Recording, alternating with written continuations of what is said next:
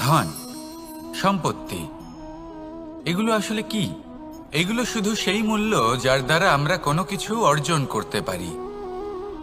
এবার এই ধনের দ্বারা এই সংসারে অনেক কিছু লাভ করা সম্ভব, কিন্তু সেই সব কিছুই শুধুমাত্র ভৌতিক বস্তুই হবে, ভৌতিক সামগ্রী, ভৌতিক সুবিধা।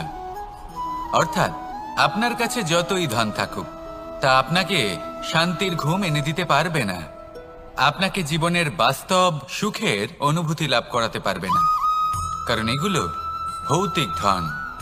এ ভৌতিক বস্তুই অর্জন করাতে সক্ষম। বাস্তবিক ধন কি?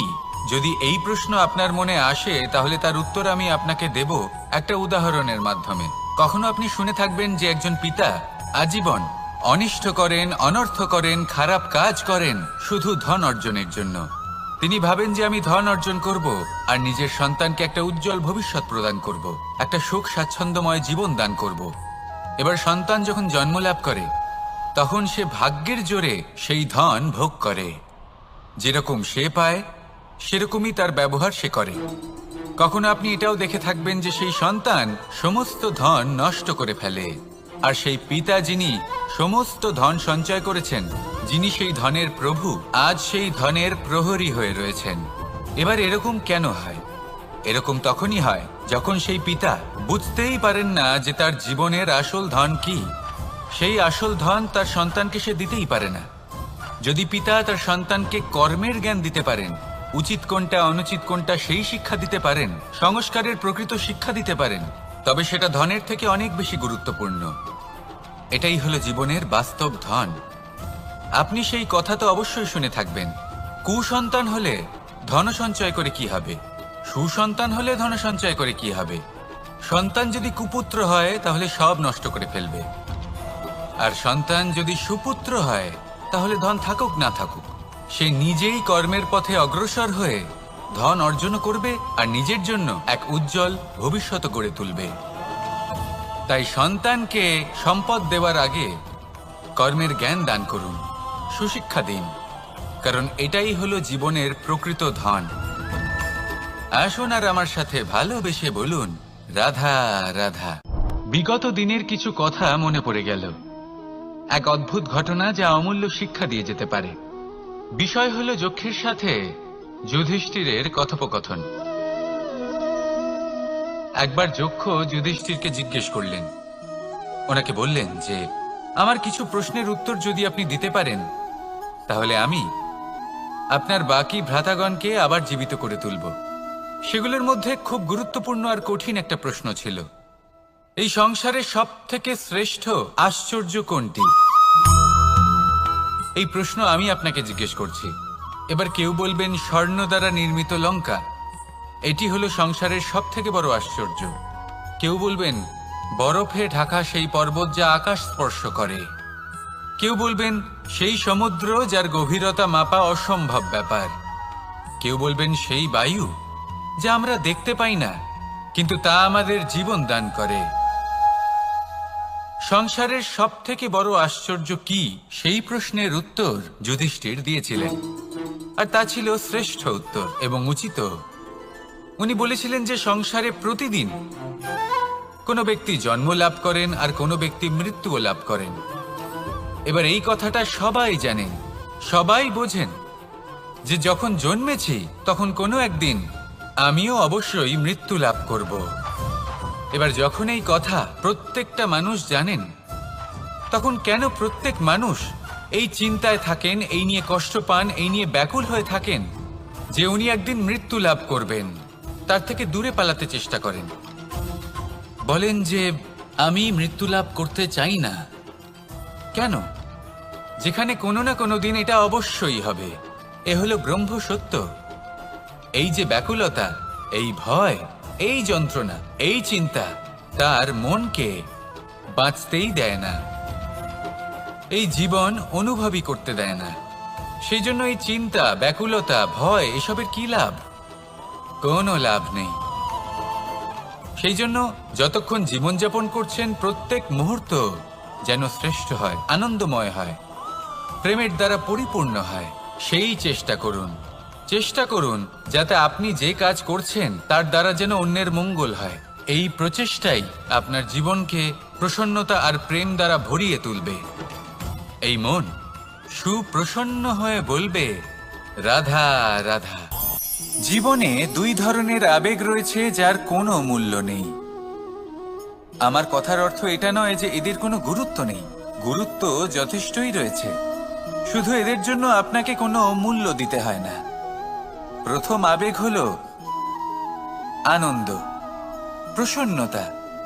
এটা আপনি যে কোনো জায়গায় খুঁজে পেতে পারেন যদি আপনি খুঁজে পেতে চান। আপনি কোনো পুষ্পের সৌন্দর্য দেখে প্রসন্ন হতে পারেন। বায়ুর কারণে যখন একটি বৃক্ষ শিহরিত হয় সেটা দেখে আপনি প্রসন্ন হতে পারেন। একটা ছোট্ট শিশুর কলরব শুনেও আপনি প্রসন্ন হতে পারেন।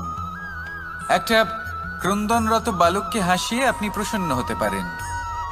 সবকিছু আপনার উপর নির্ভরশীল। সেখানে আরেকটি আবেগ হলো দুশ্চিন্তা। মানুষ বড়ই দুশ্চিন্তা করতে থাকে। আজ আমি এই কাজ করেছি, সেই বিষয়ে চিন্তা। আজ আমি এই কাজ করতে পারিনি, সেই বিষয়ে চিন্তা। কাল আমাকে এই কাজ করতে হবে, সেই নিয়ে চিন্তা।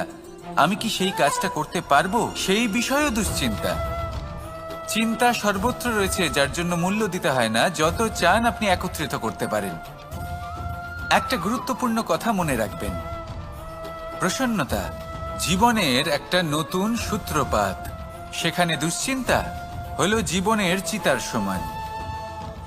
এবার এই দুটি আবেগ হলো মূল্যহীন, দুটোই আপনার সামনে আছে।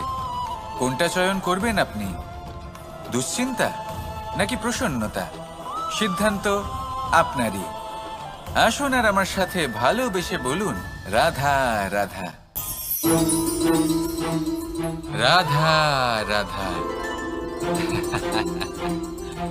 আপনারা হয়তো ভাবছেন কি আশ্চর্য ব্যাপার, প্রত্যেকবার আমি কথা শেষ হওয়ার পরে রাধা রাধা বলি। এইবার আমি আগেই বলে দিলাম।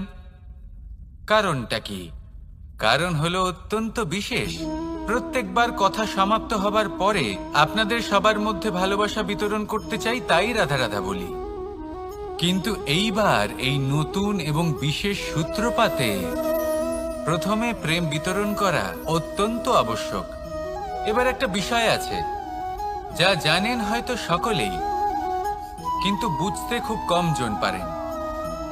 এই প্রেম, এই আনন্দ, এই সকল কিছুর সূত্রপাত হয় নিঃস্বার্থ আবেগের দ্বারা। ঠিক যেমন একজন মাতাকেই দেখে নিন। যখনই একজন মাতা সন্তানকে জন্ম দেন, তখন এই সংসার ভুলে যায় যে তার জন্য এটা একটা নতুন জন্ম। কারণ একজন নারী তখন একজন মাতৃরূপে নতুন ভাবে জন্ম নেন। একজন নারী স্ত্রী ও গৃহবধূ রূপে কিছু অধিকার লাভ করে থাকেন, কিন্তু তিনি যখন মা হয়ে যান তখন তিনি শুধুই দান করতে শেখেন। নিজের সন্তানের জন্য কত কিছুই না করেন, তাকে বাৎসল্যের সাগরে ভাসিয়ে নিয়ে যান। এই সংসারে রাজকুমার জন্ম নিতেই পারেন, তাকে রাম এবং লক্ষণ কিন্তু মায়েরাই বানিয়ে তোলেন। একজন গোয়ালা জন্ম নেয়, তাকে দ্বারকাধীশ একজন মাই বানিয়ে তোলেন। পিতা হলেন সেই পর্বত যার একটা অংশ হলো তার সন্তান, কিন্তু মা হলেন সেই শিল্পী যিনি একটা পাথরকে খোদাই করে এমন এক মূর্তি গড়ে তোলেন যাকে সকলে পূজনীয় মনে করেন। তাহলে স্মরণ করুন সেই সকল মুহূর্ত যেগুলি আপনি নিজের মাতার সাথে অতিবাহিত করেছেন। অনুভব করতে পারবেন যে কিভাবে এক মুহূর্তেই এই মন প্রফুল্ল হয়ে ওঠে। এবারের কারণ কি? এর কারণ হলো এই জীবনের আসল দ্বারই হলো মমতা।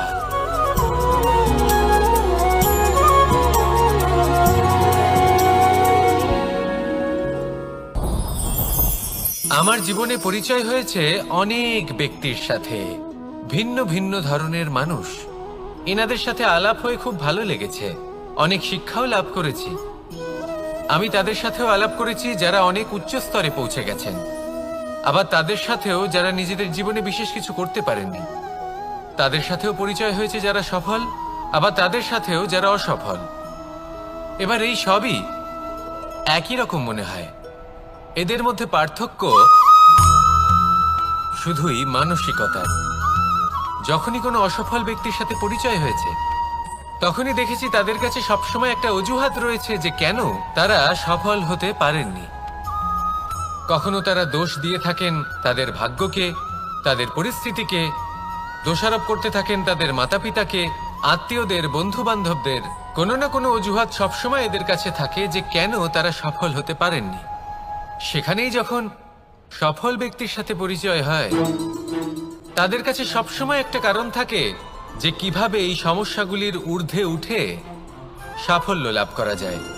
আর সেই কারণ হলো যে যাই হয়ে যাক না কেন, জীবনে এগোতে থাকুন আর আমার সাথে ভালোবেসে বলুন রাধা রাধা। অ দিয়ে অন্ত, আ দিয়ে আরম্ভ, এই দুইয়েরই রাশি সমান। যদি আপনি মন দিয়ে দেখেন তবে দেখবেন এদের সম্পর্ক খুবই নিবিড়। কিভাবে? যখন কোনো কিছু শুরু হয় এটা নিশ্চিত হয়ে যায় যে তা সমাপ্তও হবে। আরম্ভই যদি না হয় তার সমাপ্তও হবে না। যা আরম্ভ হয়েছে তার সমাপ্তি হলো অবশ্যম্ভাবী। এটাই হলো প্রকৃতির নিয়ম, একে এড়ানো যায় না। এবার এই কথা আমরা সকলে জানি। এবার মানুষ কি ভাবে যে সমাপ্তির পরে কি হতে পারে, এর উত্তর তাদের কাছে নেই। তাদের উচিত অন্য কোনো বিষয় ভাবা যা বেশি গুরুত্বপূর্ণ। এবার মানুষ এটা জানে না যে মৃত্যুর পরে কি হতে পারে, কিন্তু এই কথা অবশ্যই জানে যে জন্ম থেকে মৃত্যু পর্যন্ত এই সময়, যাকে আমরা জীবন বলে থাকি, এই সময় আমরা কর্ম করতে পারি। এই কথা তো আমরা জানি। তাহলে এমন কি কর্ম করা যেতে পারে যা আমাদের সমাপ্তির পরও আমাদের প্রাসঙ্গিক করে রাখতে পারে, এই বিষয় ভাবা উচিত। যে জন্মগ্রহণ করেছে তার মৃত্যু হবেই, এটা সাধারণ বিষয়। কিন্তু ইতিহাস আজও সেই সকল মানুষজনকে স্মরণ করেন যাদের এই সংসার তাদের মৃত্যু নয়, বরং তাদের জীবনকালে যে কর্ম তারা করেছেন তার দ্বারা মনে রাখেন। সেই কর্মের কারণে এই সংসারে তাদের নাম, তাদের কর্ম, তাদের ব্যক্তিত্ব, তাদের কীর্তি অমর হয়ে থাকে এবং থাকবে। আপনার কাছে এতটা সময় নেই যতটা আপনার মনে হচ্ছে আপনার কাছে আছে। সেই জন্য যত শীঘ্র সম্ভব শ্রেষ্ঠ কর্ম করুন, যতটা পারবেন ততটা অধিক সুকর্ম করুন। এই সংসারে নিজেকে অমর করে তুলুন আপনার মৃত্যুর পরেও, আর আমার সাথে ভালোবেসে বলুন রাধা রাধা। দীপাবলি আমাদের সবথেকে বড় উৎসব। শ্রীরাম রাবণকে পরাস্ত করে 14 বছরের বনবাস কাটিয়ে আবার অযোধ্যায় ফিরে এলেন অমাবস্যার রাত্রে। অযোধ্যায় সবাই খুব প্রসন্ন ছিলেন, খুবই উৎসাহিত ছিলেন। অযোধ্যায় সহস্র প্রদীপ প্রজ্বলিত করা হয়েছিল এই উৎসবে। একে আমরা দীপাবলি বলে থাকি। এবার এই বিষয়ে আমরা সকলে জানি। আপনি কি এটা জানেন যে শ্রীরাম বাস্তবে অমাবস্যার এক রাত আগেই অযোধ্যায় পৌঁছে গেছিলেন? সবার সামনে অমাবস্যার রাতে এসেছিলেন। এর কারণ কি? শ্রীরাম প্রমাণ করতে চেয়েছিলেন যে যে কোনো সময়, দিন হোক বা রাত, শুভ বা অশুভ হয় না। শুভ অশুভ কিছু থাকলে তা হলো মানুষের চিন্তা, তার ভাবনা, তার নির্বাচন আর তার কর্ম। নিজেই দেখে নিন, শ্রীরাম শুভ কাজ করে ফিরেছিলেন এবং অমাবস্যার মতো গভীর এক রাত্রিকেও দীপাবলিতে পরিবর্তিত করেছিলেন। এমনটাই যদি আমরা করতে পারি, তাহলে এমন কোনো গৃহে যান যেখানে অসহায় ব্যক্তি রয়েছেন, যা অন্ধকারাচ্ছন্ন, আর সেখানে প্রকাশ প্রজ্বলিত করুন। প্রকাশ সহায়তার, প্রেরণার, আশার। যদি এমন কিছু আমরা করতে পারি, তাহলে তাকে প্রকৃত অর্থে দীপাবলি বলা যেতে পারে। তাহলে নিজের পরিবারের সাথে দীপাবলি পালন করুন। আপনাদের শুভেচ্ছা জানাই। আসুন আর আমার সাথে ভালোবেসে বলুন রাধা রাধা। এবার এরকম কেন হয়? এরকম তখনই হয় যখন পিতা বুঝতেই পারেন না যে তার জীবনের আসল ধন কি। সেই আসল ধন তার সন্তানকে সে দিতেই পারে না। যদি পিতা তার সন্তানকে কর্মের জ্ঞান দিতে পারেন, উচিত কোনটা অনুচিত কোনটা সেই শিক্ষা দিতে পারেন, সংস্কারের প্রকৃত শিক্ষা দিতে পারেন, তবে সেটা ধনের থেকে অনেক বেশি গুরুত্বপূর্ণ। এটাই হলো জীবনের বাস্তব ধন। আপনি সেই কথা তো অবশ্যই শুনে থাকবেন, কুসন্তান হলে ধন সঞ্চয় করে কি হবে, সুসন্তান হলে ধন সঞ্চয় করে কি হবে।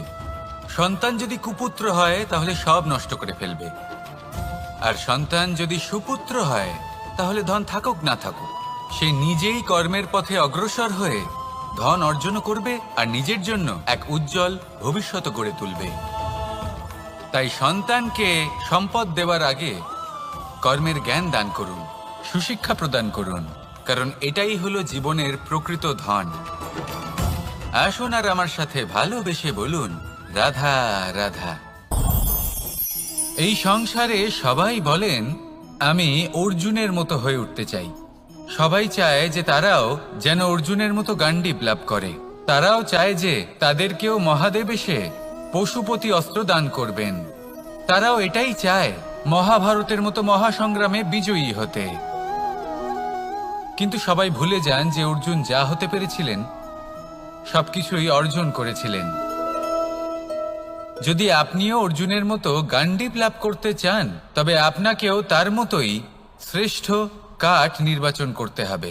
সেই কর্ম আপনাকেই করতে হবে। তার প্রত্যঞ্চা যাতে তীব্র হয় তার জন্য আপনাকে সর্বশ্রেষ্ঠ দড়ি খুঁজে বের করতে হবে।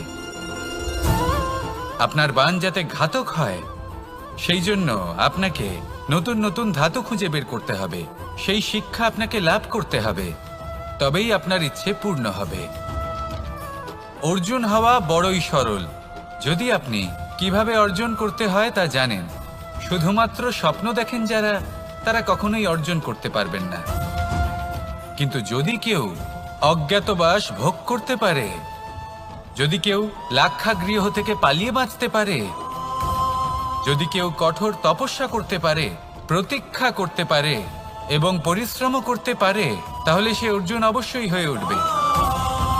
যদি আপনি অর্জুন হয়ে উঠতে চান তাহলে কর্ম করতে শিখুন আর আমার সাথে ভালোবেসে বলুন, রাধা রাধা। পাণ্ডবরা বন থেকে এসেছিলেন। ওনাদের কাছে না কোনো ধন ছিল, না কোনো সম্পদ, না বিদ্যা। নিজের পরিশ্রমের দ্বারা ওনারা বিদ্যা অর্জন করেছিলেন, আর তার দ্বারাই সম্পদ অর্জন করলেন আর ধনও অর্জন করলেন। এই পাণ্ডব ছিলেন অত্যন্ত কুশল এবং শক্তিশালী। যুধিষ্ঠির নিজের পরিশ্রম দ্বারা এমন জ্ঞান অর্জন করেছিলেন যে এই সংসার ওনাকে ধর্মরাজ যুধিষ্ঠির অভিহিত করেছিল।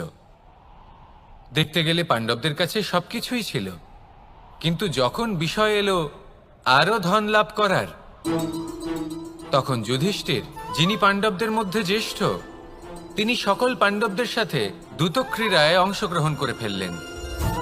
এর ফলে না শুধু ধনলক্ষ্মী, ধর্মলক্ষ্মী, বিবেক লক্ষ্মীকেও হারালেন, আর শুধু তাই নয়, নিজের গৃহলক্ষ্মী দ্রৌপদীকেও হারিয়ে ফেললেন। এর কারণ কি?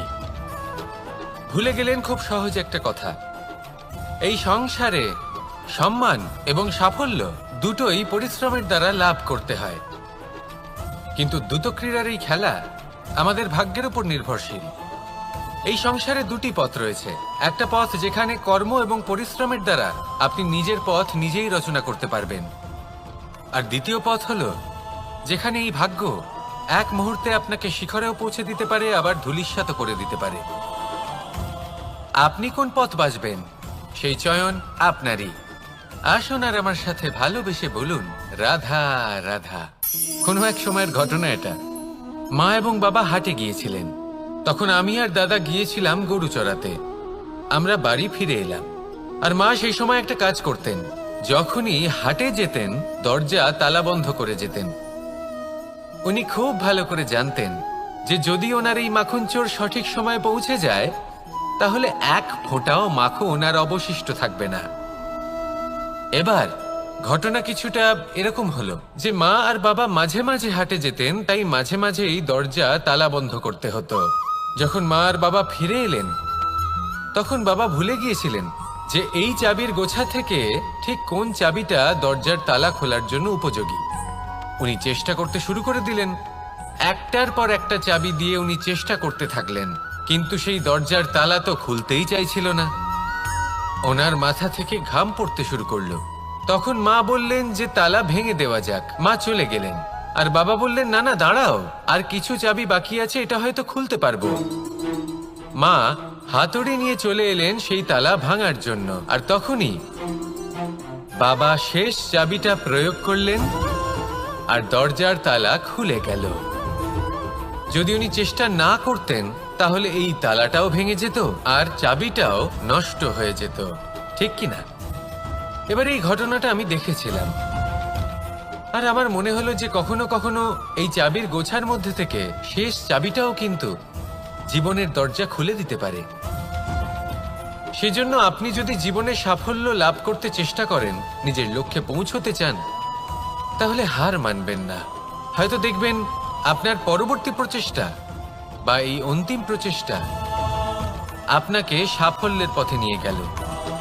তাই নিরন্তর প্রচেষ্টা করতে থাকুন, জীবনে সাফল্য লাভ করুন, আর আমার সাথে ভালোবেসে বলুন রাধা রাধা। কোনো এক সময়ের কথা, একজন জেলের একটা ছোট্ট পুত্র ছিল। সে ভাবল যে আমি আমার বাবার মতোই মাছ ধরব। তখন সে একটা লাঠি নিল, তাতে দড়ি বাঁধল, আর সেই দড়ির মুখে যে কাঁটা বিঁধে থাকে তাতে চারা ঝুলিয়ে জলে ফেললো আর বসে থাকলো। কিছু সময় পরে জলে একটি তরঙ্গ দেখা গেল। ও বুঝতে পারলো খুব বড় একটা মাছ ফাঁদে পড়েছে। ও বল প্রয়োগ করলো, সেটা টানার চেষ্টা করলো। মাছও বল প্রয়োগ করলো, আর শেষে যেটা হলো সেই দড়ি ছিঁড়ে গেল আর মাছ বেঁচে পালিয়ে গেল। দেখুন, ও অনেক চেষ্টা করলো কিন্তু অসফল হলো। কখনো অধিক বল প্রয়োগ করলো, আবার কখনো কম বল, কিন্তু কিছুতেই সফল হলো না। ও পঞ্চমবার প্রচেষ্টা করলো, না বেশি বল প্রয়োগ করলো না কম, ততটাই বল প্রয়োগ করলো যতটা পর্যাপ্ত, ঠিক ততটাই বল যতটা বল সেই মাছ প্রয়োগ করলো। আর শেষ পর্যন্ত জীবনে প্রথমবার ও মাছ ধরতে সফল হলো। এবার এই কথার সারমর্ম কি? ভারসাম্য। এটাই হলো জীবনের সবথেকে বড় নিয়ম। আমাদের সবার জীবনে সমস্যা রয়েছে, কখনো মন দিয়ে ভেবে দেখবেন। জীবনে যদি কোনো ক্ষুদ্র সমস্যা বা ছোট সমস্যা থাকে আর সেটা সমাধান করার জন্য আপনি বেশি চেষ্টা করছেন, তাহলে তার দ্বারা সমাধান হয় না, বরং আরো বিপদ বেড়ে যায়। যখন কোনো বড় সমস্যা থাকে আর আপনি কম চেষ্টা করতে থাকেন, তখন সমাধান হয় না, তা চলতেই থাকে। শুধু এটাই হলো ব্যাপার। জীবনের সমস্ত সমস্যার একটা ভারসাম্য বজায় রাখা, যদি এটা আপনি শিখে ফেলতে পারেন, জীবনটা আপনার হাতের মুঠোয় থাকবে। আসুন আমার সাথে ভালোবেসে বলুন রাধা রাধা। আপনি কখনো কোনো বাজকে নিজের বাসা বানাতে দেখেছেন? এই বাজ যখনই কোনো বাসা বানায় তখন উঁচু গাছের ডালে বা কোনো পর্বতের শিখরে বাসা বানায়, অনেক উচ্চতায়, আর সেখানে তার সন্তানও জন্মগ্রহণ করে। যখন এই সন্তানেরা জন্মায় তখন এই বাজ খুবই ভালোবেসে এবং খুব সাবধানে এদের পালন পোষণ করে। নিজের ঠোঁট দিয়ে তাদের ঠোঁটে খাবার পরিবেশন করে। কিন্তু যেই সেই সন্তানেরা হৃষ্টপুষ্ট হয়ে যায় এবং সেই কথা বাজ নিজে বুঝতে পেরে যায়, সেই বাজ নিজেই সেই বাসা ছিন্ন ভিন্ন করে দেয়। সেই সন্তান যাদের সবেমাত্র ডানা গজিয়েছে, কিভাবে উঠতে হয় তারা জানে না, সেই সন্তানগুলিকে উচ্চতা থেকে ঠেলে দেয়। সেই সন্তান প্রথমে ভয়ভীত হয়ে যায়। তারা সামনে মৃত্যুকে দেখতে পেয়ে ভয়ের কারণে তাদের ডানা ঝাপটাতে থাকে, আর সেই প্রক্রিয়াতেই সেই সন্তানগুলি উড়তে শুরু করে দেয়। এবার এই ঘটনায় আমরা কি শিক্ষা পেতে পারি? এটাই, যদি আপনি মাতা পিতা হন তাহলে নিজের সন্তানকে অবশ্যই স্নেহ করুন, কিন্তু তাদেরকে নিজের আঁচলের তলায় বেঁধে রাখবেন না। যদি আপনি চান আপনার সন্তান জীবনে উন্নতি করুক, তাহলে নিজের মুঠো থেকে তাদের স্বতন্ত্র করে দিন, এই সংসারে সংঘর্ষ করতে দিন। সেই সন্তান নিজেই বুঝতে পারবে যে জন্মের সময় পাওয়া ডানা কি করে ব্যবহার করতে হয়। আর আপনার চোখের সামনে আপনার সন্তান এই আকাশে উড়তে থাকবে। তাহলে আসুন আমার সাথে ভালোবেসে বলুন রাধা রাধা। কখনো কোনো চাতককে দেখেছেন? একটা চাতক বর্ষার জন্য অপেক্ষা করে, সেই বর্ষার জলে নিজের তৃষ্ণা নিবারণ করে, নয়তো সারা বছর তৃষ্ণার্ত থেকে যায়। ও আকাশের দিকে তাকিয়ে থাকে আর অপেক্ষা করে যে কবে বর্ষা হবে আর কবে আমি আমার তৃষ্ণা নিবারণ করব। সেখানে অন্যদিকে একটি কাক বা একটা পায়রা, এরা কি করে? যেখানে জল পায় পান করে নেয়, যেখানে খাবার পায় খেয়ে নেয়, আত্মীয় স্বজন বন্ধু বান্ধব যাকেই পায় তার সাথে সময় কাটায়, খাবার খায় আর চলে যায়। এবার এদের মধ্যে মিল কোথায় আর পার্থক্য কোথায়? দুজনের কাছেই ডানা রয়েছে, দুজনেই উড়তে পারে। এই আকাশ হলো ওদের, খাবারের দানা ওদের। পার্থক্য হলো তাদের অভিলাষার, পার্থক্য হলো তাদের আকাঙ্ক্ষার, পার্থক্য জীবন যাপনের ধরনের। এবার যত বেশি আকাঙ্ক্ষা থাকবে, যত দামি জীবন যাপন করার ইচ্ছে থাকবে, তত বেশি কষ্ট আপনাকে সহ্য করতে হবে। আবার অন্যদিকে জীবন যত সরল হবে, জীবন যাপন যত সরল হবে, সমস্যা ততটাই কম হবে। তাই সবসময় চেষ্টা করবেন আপনার মানসিকতা এবং আপনার জীবন যেন সরল হয়। ভালোবাসতে থাকুন। যদি কেউ আপনাকে ভালোবাসে, তাকেও আপনি ভালোবাসা ফিরিয়ে দিন। তাদের সাথে কথা বলুন, কিছু তাদের কথা শুনুন, কিছু নিজের কথা বলুন। দেখবেন সকল তাপ উত্তাপ দূর হয়ে গেছে। এটাই তো হলো জীবনের সারমর্ম। তাই প্রেমে থাকুন, ভালোবাসুন, আর ভালোবেসে আমার সাথে বলুন রাধা রাধা। একবার একজন সাধক ওনার শিষ্যদের একটা কাজ দিলেন। একটা দুর্লভ জড়িবুটি নিয়ে আসতে বললেন। এতটাও কঠিন কাজ সেটা ছিল না, কারণ সকল শিষ্য জানতেন যে এই দুর্লভ জড়িবুটি কোথায় পাওয়া যায়। পর্বতের শিখরে। কঠিন কাজ কোনটা? সেখানে পৌঁছনোর সেই পথ, যা ছিল কাঁটায় জর্জরিত, পাথরে পরিপূর্ণ, যেখানে পিছলে পড়ার আশঙ্কা রয়েছে এবং গভীর ক্ষত পেতে পারে সবাই। এবার বেশ কয়েকজন শিষ্য গেলেন, তার মধ্যে কয়েকজনই সেই জড়িবুটি নিয়ে আসতে পারলেন। কারণটা কি ছিল? কিছু শিষ্যের মনোযোগ ছিল শুধুমাত্র লক্ষ্যের দিকে, অর্থাৎ পর্বতের সেই শিখরে। কিছু শিষ্যের মনোযোগ ছিল পথের এই সংকটগুলির ওপর। কিছুজন নিজের সমস্ত মনোযোগ, সমস্ত শক্তি কেন্দ্রীভূত করলেন শুধুমাত্র লক্ষ্যের দিকে।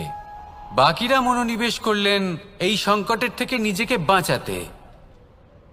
কিন্তু যাদের মনোযোগ শুধু লক্ষ্যের দিকে ছিল, শুধু তারাই জড়িবুটি নিয়ে আসতে পারলেন। কারণ কি ছিল? একটা সহজ ব্যাপার যা আমাদের বুঝতে হবে। আমরা যদি লক্ষ্যে পৌঁছতে চাই, তাহলে বিপদের সম্মুখীন তো আমাদের হতেই হবে, আর কোনো বিকল্প নেই। যন্ত্রণাও হবে, পায়ে কাঁটাও হয়তো ফুটতে পারে, হয়তো পড়েও যেতে পারেন, হয়তো রক্তপাতও হতে পারে। কিন্তু তার সাথেই সাফল্য অর্জনের যে আনন্দ, সেটাও পাওয়া যায়। সেই জন্য নিজের মনোযোগ সবসময় লক্ষ্যের দিকে রাখুন, পথের সেই বিপদগুলির দিকে নয়। সত্যি কথা বলতে এই বিপদ, এটা কিছুক্ষণের, আজ আছে কাল নাও থাকতে পারে। কিন্তু যদি লক্ষ্যকে প্রাপ্ত করতে পারেন, তাহলে তার আনন্দ আপনার সাথে সারা জীবন রয়ে যাবে। তাহলে লক্ষ্য প্রাপ্ত করুন আর আমার সাথে ভালোবেসে বলুন রাধা রাধা। আমরা কখন উচিত কাজ করি, কখন অনুচিত কাজ করি, কখন পুণ্য করি আর কখন পাপ করি, কখন ন্যায়ের পথে চলি আবার কখন অন্যায়ের পথে চলি, তা দুজন ব্যক্তি বুঝতে পারেন, পরমাত্মা আর অন্তরাত্মা। এবার প্রত্যেক মুহূর্তে কি হয় পরমাত্মা সবই জানেন, তার কাছে কিছুই গোপন নয়। কিন্তু প্রত্যেক মুহূর্তে আপনার কি করা উচিত সেটা উনি এসে আপনাকে বলতে পারবেন না। সেই জন্য আমাদের ভেতরে অন্তরাত্মা আছে, আমাদেরই চেতনার একটি অংশ। একবার চোখ বুঝে দেখুন, অন্তরাত্মার মধ্যে নিমজ্জিত হয়ে ভাবুন আর বোঝার চেষ্টা করুন। এই অন্তরাত্মা সবসময় আপনাকে শুভ কাজ করার জন্য প্রেরিত করেন আর অশুভ কাজ করা থেকে বিরত করেন। এই অন্তরাত্মার কথা মানতে থাকুন। পরমাত্মা সবসময় আপনার কাছেই পাবেন। আসুন আর আমার সাথে ভালোবেসে বলুন, রাধা রাধা। মানুষের জীবনে দুই ধরনের আবেগ থাকে যা চিরকাল তার সাথে বসবাস করে। প্রথম, স্বপ্ন। দ্বিতীয়, অজুহাত। মানুষ হাজার হাজার স্বপ্ন দেখতে পারে। আমাকে এই কাজ করতে হবে, আমাকে ওখানে ঘুরতে যেতে হবে, আমায় জীবনে এই অসম্ভব কাজ বাস্তবায়িত করে দেখাতে হবে, আদি ইত্যাদি। এবার ঠিক যেমন স্বপ্ন দেখেন সেইভাবে অজুহাতও খুঁজে নিয়ে আসেন। আমি এই স্বপ্ন পূরণ করতে পারলাম না, কারণ আমাকে কেউ সাহায্যই করল না, কারণ আমি দুর্বল হয়ে পড়েছিলাম, কারণ আমার কাছে সময়ই ছিল না, আদি ইত্যাদি। এবার সাফল্য এবং অসফলতার মাঝখানে এই ধরনের সংঘর্ষ হতে থাকে। সাফল্য তখন লাভ করা সম্ভব যখন আপনার স্বপ্ন আপনার অজুহাতের থেকে অনেক বড় হয়, আর অসফলতা তখন পাবেন যখন আপনার অজুহাত আপনার স্বপ্নের থেকে অনেক বড় হয়। আপনি যদি সাফল্য লাভ করতে চান তাহলে চেষ্টা করতে থাকুন, পরিশ্রম করুন। যদি অসফল হন তাহলে ভয়ভীত হওয়ার কোনো প্রয়োজন নেই। নিজের ভুল বুঝুন, তাকে শুধরে নিন, আবার চেষ্টা করুন। কিন্তু যদি নিজের জীবনে অজুহাত নিয়ে আসেন তখন স্বপ্ন কখনো পূরণ হবে না। আসুন আমার সাথে ভালোবেসে বলুন, রাধা রাধা।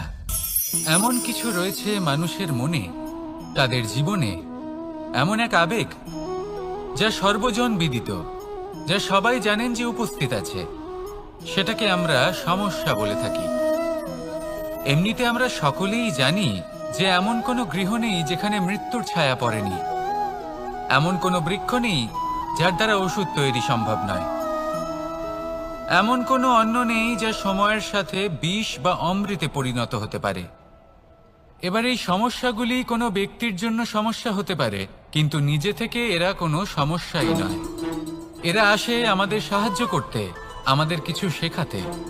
আপনি নিজেই দেখুন, পর্বতের শিখর থেকে কোনো এক পাখি পড়ে গিয়ে নিজের প্রাণ ত্যাগ করলো। সেটা কখন সম্ভব? যখন সেই পাখি ওড়ার চেষ্টাই করে না। তখন যখন কোনো ব্যক্তি জলে পড়ে যান এবং ডুবে গিয়ে নিজের প্রাণ হারান, এর সম্ভাবনা কখন বেশি থাকে? যখন সেই ব্যক্তি সাঁতার কাটার চেষ্টাই করেন না। তখন এই সমস্যা প্রত্যেকের জীবনে থাকবেই, কিন্তু এটা মনে রাখা প্রয়োজনীয় যে কোনো সমস্যা পরিস্থিতির কারণে সমস্যা হয়ে ওঠে না। এই পরিস্থিতি যখন আমাদের সামনে আসে আমাদের তা কঠিন মনে হয়, আমরা নতমস্তক হয়ে পড়ি, ভয়ভীত হয়ে পড়ি, তার সম্মুখীন হতে পারি না। তখন তা সমস্যার রূপ নেয়। দৃঢ় হয়ে দাঁড়িয়ে থাকুন সাহসের সাথে, এই পরিস্থিতিগুলির সম্মুখীন হন। দেখবেন সমস্যা কখন সাফল্যে পরিণত হবে আপনি জানতেই পারবেন না। আসুন আমার সাথে ভালোবেসে বলুন, রাধা রাধা। সময় যা সবকিছুকে সমান করে দিতে পারে, যা সব থেকে বেশি শক্তিশালী, সব থেকে বড় সম্পত্তি, সব থেকে বড় শিক্ষক এবং সব থেকে বড় সুযোগ। এই সময় যখন ভালো যায় তখন তা আপনাকে আমিত্বে মত্ত করে তোলে, অহংকারে নিমজ্জিত করে দেয়। আর যখন খারাপ হয় তখন দুঃখের সাগরে নিজের প্রতি ঘৃণাবোধে নিমজ্জিত করে। তাই এই সময় যা এত শক্তিশালী এক সম্পত্তি, এত মহান একটি ধন, তাকে এমনি এমনি নষ্ট হতে দেবেন না। এই সময়ের সাথে কি করবেন, কিভাবে করবেন তা ভাবতে গিয়ে এবং করতে গিয়ে সময় নষ্ট করবেন না। যদি আপনি এই সময় নষ্ট করেন তাহলে সময়ও নিশ্চিত করবে যে আপনার সাথে কি করা উচিত। তাই সময়ের সদ্ব্যবহার করুন আর আমার সাথে ভালোবেসে বলুন, রাধা রাধা। আমরা সকলে শক্তি অনুভব করতে চাই। এবার যদি আপনাকে জিজ্ঞেস করা হয় যে সবথেকে বেশি শক্তির অনুভব কোথা থেকে করা সম্ভব, তখন কেউ কেউ বলবেন পুষ্টিকর আহার গ্রহণ করলে, ব্যায়াম করলে, কেউ বলবেন ধন লাভ করলে, বন্ধুদের থেকে, পরিবারের থেকে, আদি ইত্যাদি। এইভাবে আপনি শক্তির অনুভব অবশ্যই করতে পারেন, কিন্তু সবথেকে বেশি শক্তির অনুভব যদি আপনি করতে চান তাহলে তা পাবেন শুধু একতার দ্বারা, সংগঠনের দ্বারা, যদি আপনাকে উদাহরণ দিই, নিজের এই হাতটাকে দেখুন, 5টা আঙুল রয়েছে। কোনো একটা বস্তুকে নিজের একটা আঙুল দ্বারা তুলে ধরার চেষ্টা করে দেখুন, বড়ই কষ্ট হবে। তখন আপনি বুঝতে পারবেন যখন এই 5টি আঙুল একত্রিত হয় তখন কোনো কাজ কতটা সহজ হতে পারে। এটাই হলো শক্তি একতার। সব থেকে ভালো উদাহরণ যদি আপনাকে দিই, তাহলে বাঁশি। এই বাঁশি থেকে অত্যন্ত মধুর সুর নির্গত হয় যা সবার মন প্রসন্ন করে দেয়। এই কথা সত্যি, কিন্তু এই বাঁশি আমি একটা বা দুটো আঙুল দিয়ে বাজাতে পারবো না। আমাকে প্রত্যেকটা আঙুল ব্যবহার করতেই হবে, তবেই এর থেকে মধুর সুর নির্গত হবে যা সকলকে প্রসন্ন করবে, ঠিক কিনা? ঠিক এইভাবেই যদি আপনি চান যে আপনার জীবনরূপী বাঁশি থেকেও মধুর সুর নির্গত হোক বা সবার মনকে প্রসন্ন করে তুলুক, তাহলে আপনাকেও জীবনে একতা নিয়ে আসতেই হবে। আপনি একাও কর্ম করতে পারেন, পথ চলতেও পারেন, সামনেও এগোতে পারেন, সাফল্যও লাভ করতে পারেন। কিন্তু যখন সকলে একসাথে এগোবেন, সেই পথে চলবেন, সেই কর্মই করবেন, তখন লক্ষ্যে অবশ্যই পৌঁছবেন, সাফল্য অবশ্যই লাভ করবেন। কিন্তু সেই সাফল্য এবং তার আনন্দর সংমিশ্রণটাই একটু অন্যরকম হবে। তাই জীবনে ঐক্যবদ্ধ হন, একসাথে মিলে এগোতে থাকুন, আর আমার সাথে ভালোবেসে বলুন, রাধা রাধা। জীবনে 2 ধরনের আবেগ রয়েছে যার কোনো মূল্য নেই। আমার কথার অর্থ এটা নয় যে এদের কোনো গুরুত্ব নেই, গুরুত্ব যথেষ্টই রয়েছে, শুধু এদের জন্য আপনাকে কোনো মূল্য দিতে হয় না। প্রথম আবেগ হলো আনন্দ, প্রসন্নতা। এটা আপনি যে কোনো জায়গায় খুঁজে পেতে পারেন যদি আপনি খুঁজে পেতে চান।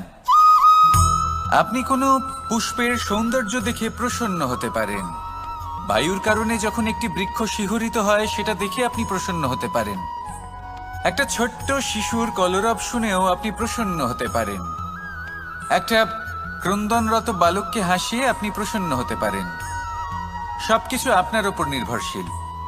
সেখানে আরেকটি আবেগ হলো দুশ্চিন্তা। মানুষ বড়ই দুশ্চিন্তা করতে থাকে। আজ আমি এই কাজ করেছি, সেই বিষয়ে চিন্তা। আজ আমি এই কাজ করতে পারিনি, সেই বিষয়ে চিন্তা। কাল আমাকে এই কাজ করতে হবে, সেই নিয়ে চিন্তা। আমি কি সেই কাজটা করতে পারবো, সেই বিষয়েও দুশ্চিন্তা।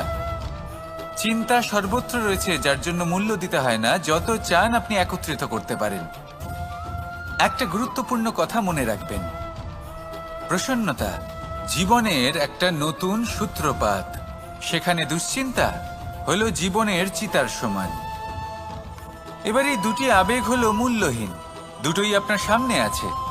কোনটা চয়ন করবেন আপনি, দুশ্চিন্তা নাকি প্রসন্নতা? সিদ্ধান্ত আপনারই।